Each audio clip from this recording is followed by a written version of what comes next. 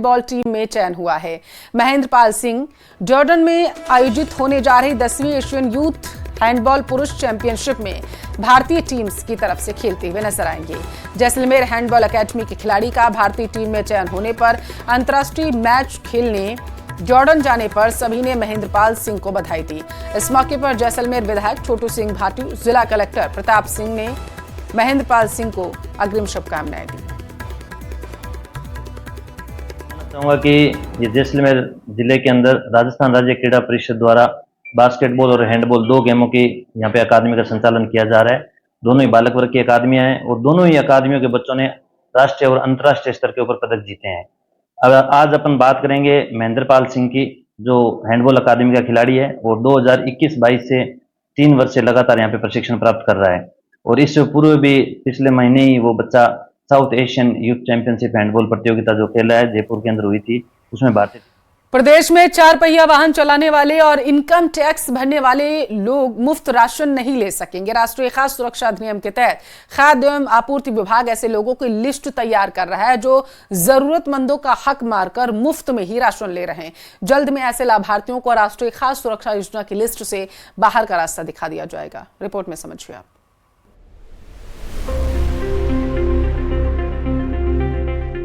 खाद्य एवं नागरिक आपूर्ति विभाग प्रदेश में अब ऐसे लोगों की लिस्ट बनाने जा रहा है जो संपन्न होने के बावजूद भी फ्री राशन का आनंद उठा रहे हैं। खाद्य एवं आपूर्ति विभाग ने परिवहन और इनकम टैक्स विभाग को खत लिखकर ऐसे लोगों की पहचान मांगी है जो 4 पहिया वाहन चलाते हैं और इनकम टैक्स भी भरते हैं। विभाग को जैसे ही ऐसे लाभार्थियों की जानकारी मिलेगी, उन्हें तुरंत लिस्ट से हटा दिया जाएगा। इस योजना में लाभ ले रहे हैं, जैसे जिसका 4 व्हीलर हैं तो 4 व्हीलर है उनकी सूची मंगानी हमने शुरू करी है। 4 व्हीलर इनकम टैक्स पे ही है, ऐसे व्यक्ति हैं, उनको हमारा प्रयास है जल्दी उस सूची से बाहर किया जाए। और हो सकता है कि यदि स्वतः नहीं होंगे तो उनके खिलाफ कार्रवाई करने का जो प्रावधान है उसका भी हम उपयोग कहीं ना कहीं इसमें करेंगे ताकि वंचित लोग हैं उनको लाभ मिल सके। क्योंकि सबसे बड़ा हमारे सामने चुनौती है और कि बहुत जगह आप और हम जाते हैं तो वास्तव में हम देखते हैं कि जो सही में लाभार्थी है उसको कई जगह लाभ नहीं मिल रहा और जो सक्षम है वो लाभ उठा रहा है। विभाग को लंबे वक्त से शिकायत मिल रही थी कि भारी तादाद में ऐसे लोग योजना का लाभ ले रहे हैं जो आर्थिक रूप से मजबूत हैं। खाद्य एवं नागरिक आपूर्ति विभाग ने लोगों से खुद आगे आने की अपील की, लेकिन उसका ज्यादा असर देखने को नहीं मिला, जिसके बाद अब खाद्य एवं नागरिक आपूर्ति विभाग खुद इस दिशा में कदम उठाने जा रहा है। हमारा मेन उद्देश्य यही है कि इस लाभार्थी सही लाभार्थियों को लाभ इस योजना के माध्यम जो माननीय प्रधानमंत्री जी का लक्ष्य है, जिसके लिए प्रधानमंत्री गरीब कल्याण योजना 82 करोड़ लाभार्थियों के लिए 12 लाख करोड़ रुपए 5 साल के लिए किए गए, तो उसमें उसको वंचित को लाभ मिलेगा। विभाग के आंकड़ों पर गौर करें तो 4 करोड़ 35 लाख प्रदेशवासियों को योजना का फायदा मिला।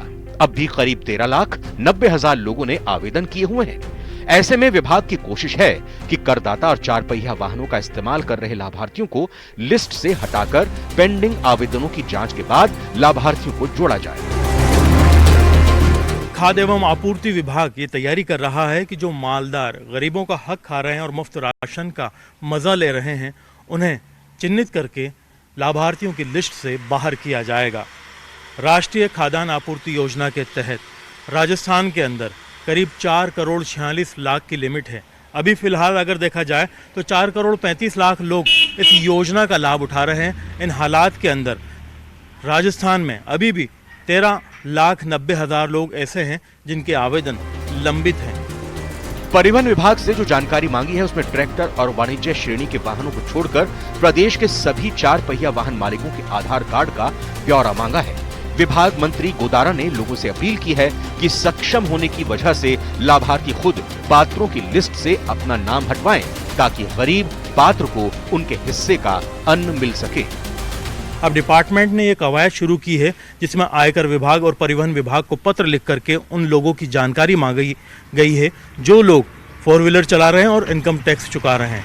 उम्मीद की जानी चाहिए कि इस लिस्ट की जानकारी आने के बाद में ऐसे मालदार लोगों को उस लिस्ट से बाहर किया जाएगा। कैमरा पर्सन अविनाश के साथ में अरबाज अहमद, न्यूज़ 18 के लिए जयपुर से। जोधपुर के सरदारपुरा पुलिस थाना क्षेत्र में नौकर ने ऐसी चोरी को अंजाम दिया जिसे जानकर आप हैरान रह जाएंगे। नेहरू पार्क के पास रहने वाले एक व्यापारी के घर में काम करने वाले नौकर ने व्यापारी के घर की अलमारी के लॉकर से 60 लाख के सोने, डायमंड के आभूषण गायब कर दिए। व्यापारी की पत्नी ने रक्षाबंधन पर जेवरात पहनने के लिए अलमारी का लॉकर खोला तो उनके होश उड़ गए क्योंकि सारे जेवरात गायब थे। घटना के बाद व्यापारी ने सरदारपुरा पुलिस थाने में रिपोर्ट दर्ज कराई है। घरेलू नौकर से पुलिस ने पूछताछ की। नौकर ने चोरी की वारदात करना उसके बाद कबूल कर लिया। उसने बताया कि चोरी की गई ज्वेलरी को गिरवी रखकर उस पर लोन उठा लिया उसने।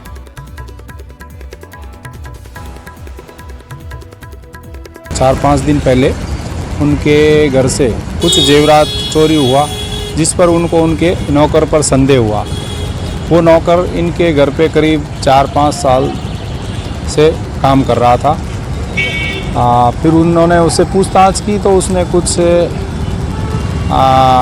अंदेशा जाहिर हुआ कि इसने चोरी की है, जिस पर उन्होंने मुकदमा दर्ज करवाया।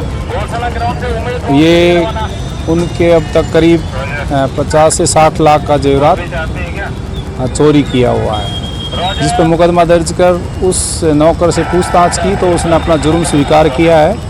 उसको गिरफ्तार किया, पुलिस रिमांड पे चल रहा है अभी। खबर भीलवाड़ा से है, जहां भगवान कृष्ण के जन्मोत्सव जन्माष्टमी के पर्व को लेकर भीलवाड़ा के मंदिरों में तैयारियां शुरू हो चुकी हैं। मंदिरों में सजावट के साथ ही विभिन्न झांकियों के साथ कई धार्मिक आयोजन किए जाएंगे।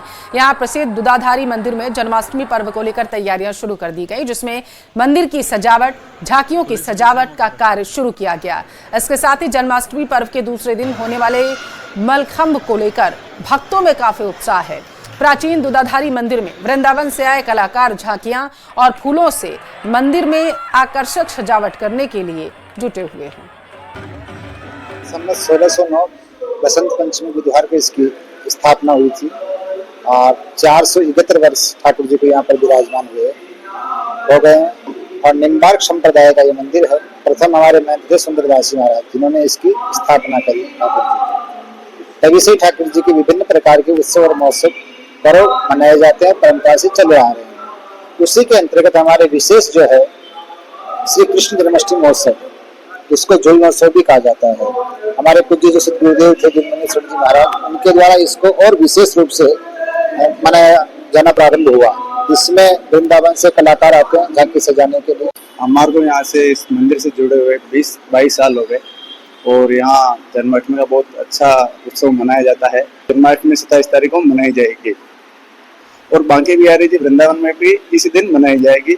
27 तारीख की भी वृंदावन में इस दिन की वो जन्माष्टमी मनाई जाएगी। जन्माष्टमी का पर्व नजदीक आ रहा है और भक्तों में उत्साह देखने को मिल रहा है। भीलवाड़ा के प्रसिद्ध तीर्थ स्थल दूधाधारी मंदिर में जन्माष्टमी अनोखे तरीके से मनाई जाएगी। 27 तारीख को जन्माष्टमी मनाई जाएगी। उसके बाद बधाई लीला होगी, माखन लीला होगी और मलखम आयोजन किया जाएगा। धूमधाम से जन्माष्टमी मनाई जाएगी। कृष्ण भगवान के जन्म उत्सव को लेकर यहाँ पर भक्तों में लगातार उत्साह देखने को मिल रहा है। मंदिर ने तैयारियां पूरी कर ली है। भगवान कृष्ण के जन्म उत्सव के बाद कई कार्यक्रम होंगे और भक्तों में प्रसाद बांटा जाएगा। भक्तों को साल भर इस जन्माष्टमी का इंतजार रहता है, क्योंकि दूधाधारी मंदिर की जो जन्माष्टमी होती है वो कुछ खास होती है।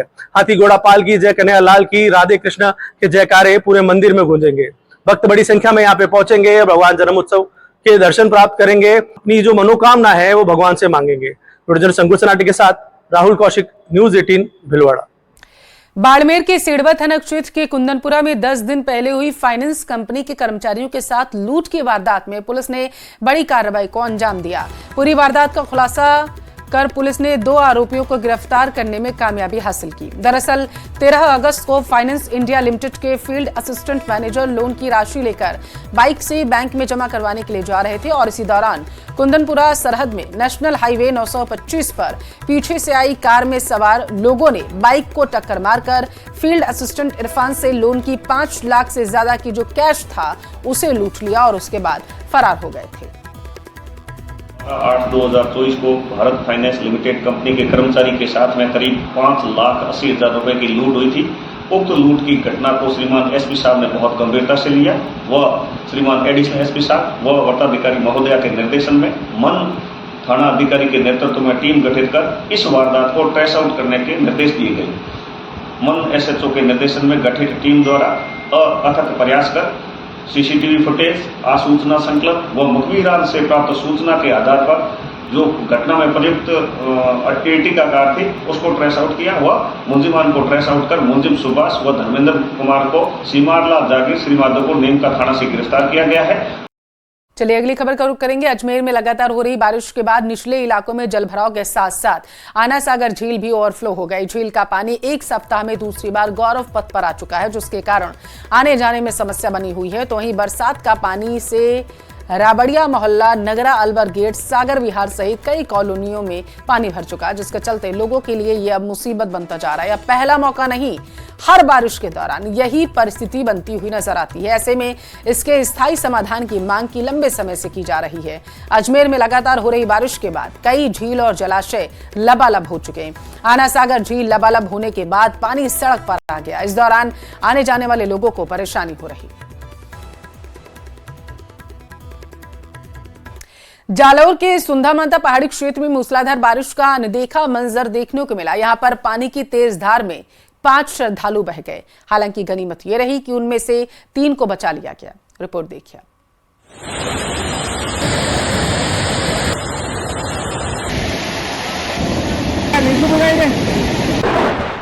सुंधा माता पहाड़ी क्षेत्र में बारिश मूसलाधार।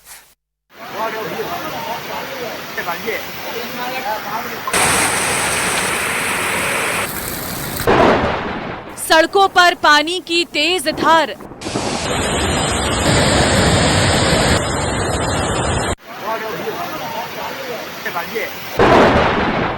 जालौर पर जल प्रहार।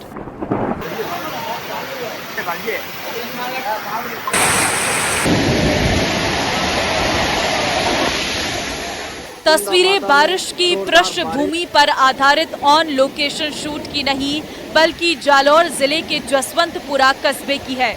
सैलाब का गदर श्रद्धालुओं को हैरान कर रहा। सुंधा माता पहाड़ी क्षेत्र में उफनाता झरना लोगों को हैरान कर गया।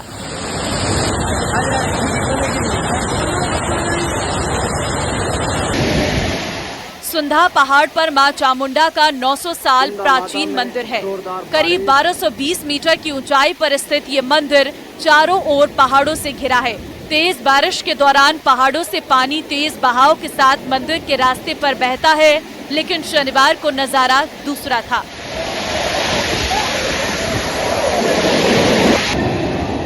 एक शख्स लहरों में लापता हो गया। तेज बारिश से लोगों की आवाजाही पूरी तरह से बंद हो चुकी है। बारिश की वजह से सुंधा माता तीर्थ स्थल जलमग्न हो चुका है। पानी ने लोगों को बंधक बना लिया है। गौरतलब है कि बरसात में कुदरत की गोद में बसे मंदिर क्षेत्र की खूबसूरती देखते ही बनती है, जिसे निहारने के लिए बड़ी संख्या में जालौर के आसपास और गुजरात से श्रद्धालु सुंधा माता मंदिर पहुंचते हैं। मूसलाधार बारिश के बाद पुलिस ने एहतियात के तौर पर पर्यटकों को पानी से दूर रहने की चेतावनी दी है। वहीं सूचना के बाद जालौर एसपी के भी सुंधा माता पहुंचने की खबर है। न्यूज़ 18 राजस्थान के लिए जालौर से रेवा शंकर की रिपोर्ट। सुंधा माता में जोरदार बारिश। और कांग्रेस सरकार में जेजेएम महाघोटाले में एक नया पर्दाफाश हुआ। इस वक्त की बड़ी खबर सियासी गलियारों से आपके टेलीविजन स्क्रीन पर आप तक पहुंचाएंगे। सीएम भजनलाल की सरकार द्वारा कराई गई जांच में एक बड़ा खुलासा हुआ है। पीएचईडी एसीई हुकुम वर्मा की अध्यक्षता में जांच होगी।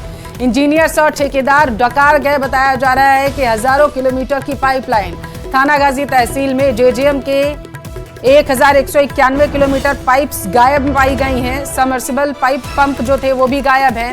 इलेक्ट्रिक कंट्रोल पैनल लगने से पहले ही इस कारनामे को अंजाम दिया गया। गायब पाइप और इलेक्ट्रिक सामग्री का भुगतान किया जा चुका है। बिना स्वीकृति के खरीदी गई थी। बताया जा रहा है कि यह सामग्री ठेकेदार को करोड़ों रुपए का यहां से ज्यादा का भुगतान हुआ। थानागाजी के 38 गांवों की 29 योजनाओं से सामने आया भ्रष्टाचार। अधिकारियों ने महाघोटाले से जुड़ा पूरा रिकॉर्ड ही गायब कर दिया है।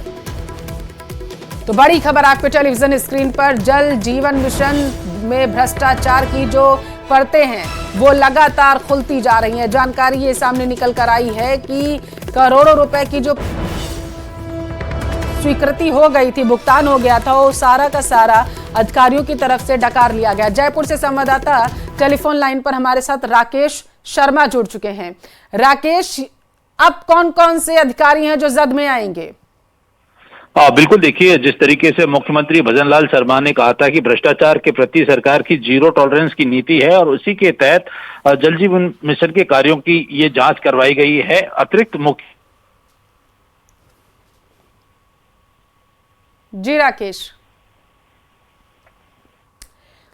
तो अपरिहार कारणों की वजह से राकेश से हमारा संपर्क टूट गया है। दोबारा संपर्क करने की कोशिश करेंगे। राकेश बता रहे थे कि किस तरीके से प्रदेश सरकार जो है भ्रष्टाचार की इन परतों को एक के बाद एक हटा रही है और जो खुलासे हो रहे हैं वो बेहद ही चौंकाने वाले। पीएचईडी एसी हुकुम वर्मा की अध्यक्षता में बताया जा रहा है जांच हुई। इंजीनियर्स और ठेकेदार हजारों किलोमीटर की जो पाइपलाइन थी, जो भुगतान हो चुका था उसका सारा रुपया डकार गया। और हैरानी की बात तो ये है कि आरोप ये बेहद गंभीर कि इसका जो पूरा रिकॉर्ड था वही जो है गायब कर दिया गया। तो इस वक्त की बड़ी खबर आपके टेलीविजन स्क्रीन पर है और अब जो है अधिकारी जद में आएंगे। कई लोगों पर बेहद ही गंभीर आरोप यहां पर लग रहा है। जयपुर से इस वक्त की बड़ी खबर, 38 गांवों की 29 योजनाओं में भ्रष्टाचार सामने आया है। इसके बाद इस कार्रवाई को और तेज कर दिया गया। महाघोटाले से जुड़ा पूरा रिकॉर्ड ही गायब है। और खबर डूंगरपुर से है, जहां पुलिस ने एक शातिर बाइक चोर और चोरी की बाइक खरीदने वाले को धर दबोचा है। पुलिस ने आरोपियों के कब्जे से चोरी की 6 बाइक और एक इंजन बरामद किया। आरोपी से पूछताछ की जा रही। पुलिस के मुताबिक सागवाड़ा क्षेत्र में बाइक चोरी की वारदातें ज्यादा हो रही हैं और इसे लेकर एसपी मोनिका सेन के निर्देश पर टीम का गठन कर आरोपियों की तलाश शुरू की गई।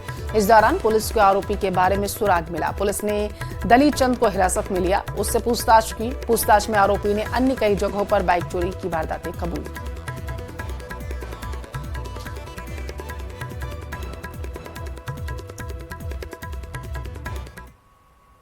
एंटी करप्शन ब्यूरो ने जयपुर विकास प्राधिकरण में बड़ी कार्रवाई को अंजाम दिया। जेडीए में तैनात तहसीलदार समेत जेडीए के 7 कर्मचारियों को एसीबी ने रंगे हाथों गिरफ्तार किया। विभाग में इतना बड़ा रिश्वत कांड चल रहा था कि जिम्मेदार अधिकारी तक इसमें शामिल थे। रिपोर्ट में समझिए आप।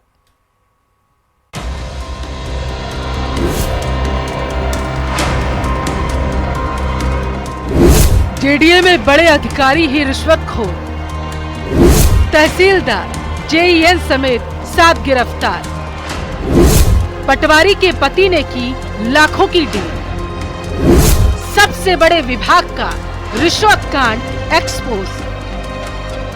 जयपुर विकास प्राधिकरण वो विभाग जिसके पास ही शहर के विकास का जिम्मा होता है, राजधानी की देखभाल करने का जिम्मा होता है, लेकिन इसी जिम्मेदार विभाग के सबसे बड़े अफसर ही रिश्वतखोर बन जाएं तो जरा सोचिए विकास कार्यों का आखिर क्या होगा।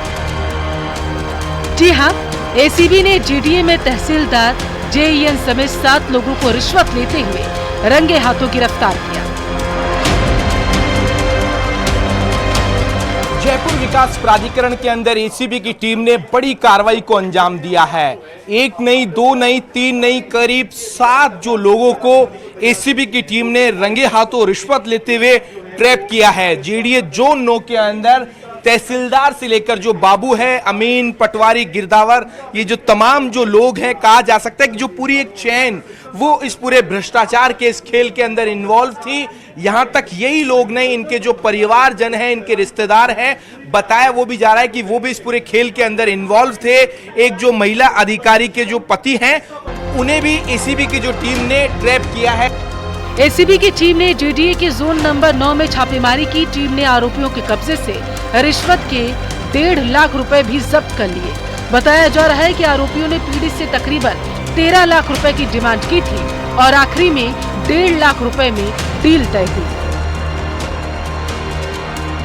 तो परिवादी ने हमें शिकायत दी थी कि ब्यूरो के अंदर जोन 9 के जो अधिकारीगण हैं, तहसीलदार है, पटवारी है, व अन्य अधिकारीगण है, ये सब लोग उनसे उनके काम करने की एवज में, वैध काम करने की एवज में रिश्वत राशि मांग रहे हैं। इस एवज में हमने इसका सत्यापन किया।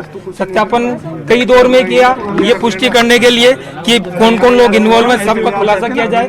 व्यापक स्तर पे सत्यापन करने के बाद इसकी पुष्टि हुई और उसी क्रम में आज हमने एक बड़े स्तर पे कार्रवाई करके डीजीपी साहब, हमारे जो डीजी साहब हैं, मेडा साहब, उनके नेतृत्व के अंदर आज हमने पूरी कार्रवाई करी, जिसके अंदर हमने 7 लोगों को डिटेन किया है। एसीबी की इस कार्रवाई के बाद में कहा जा सकता है कि जेडीए के अधिकारियों के अंदर हड़कंप मचा हुआ है और कई जो अधिकारी हैं वो बताया जा रहा है कि गायब यहां से हो गए हैं। हालांकि जो एसीबी की टीम ने जोन 9 पूरे कार्यालय को कहा जा सकता है कि सीज कर दिया है। जो पूरे फाइलें हैं, जो तमाम जो डॉक्यूमेंट हैं, वो भी अपने कब्जे के अंदर ले लिए हैं। तहसीलदार लक्ष्मीकांत गुप्ता, जेईएन खेमराज मीणा, पटवारी रविकांत शर्मा, पटवारी विमला मीणा, गिरदावर रुकमणी, गिरदावर श्रीराम शर्मा और दलाल महेश मीणा को गिरफ्तार किया गया। और इसमें मुख्य किरदार महेश पटवारी, जो विमला का पति है, इसने ही बताया जा रहा है पूरी डील को करवाया था।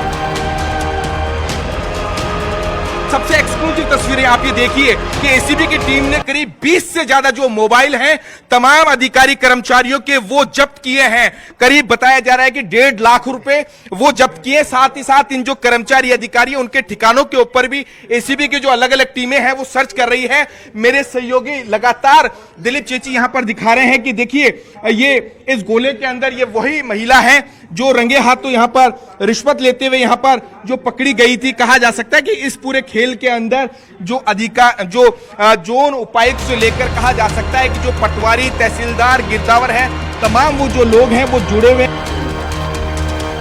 इनके पास से रिश्वत के 1.5 लाख रुपए मिले हैं। इसमें तहसीलदार को 50,000, जेईएन को 40,000 और बाकी अन्य सभी में बांटे गए। एसीबी टीम को 1 लाख रुपए अलग से भी मिले। दरअसल लैंड कन्वर्जन के काम को लेकर पीड़ित से सितंबर 2023 से रुपए की मांग की जा रही थी। पीड़ित ने जोन नंबर 9 के तहसीलदार, जेईएन, पटवारी, गिरदावर से कई बार मुलाकात कर काम करने के लिए रिक्वेस्ट की। इसके बाद रुपए की मांग को लेकर लगातार उसे परेशान किया जा रहा था। जयपुर से रोशन शर्मा की रिपोर्ट। न्यूज़ 18 राजस्थान के लिए सहयोगी दिलीप चेची के साथ रोशन शर्मा की रिपोर्ट। यहाँ रुकते हैं एक छोटी सी ब्रेक के लिए। ब्रेक के उस पर तमाम बड़ी खबरें आप देखिए स्पेशल रिपोर्ट में।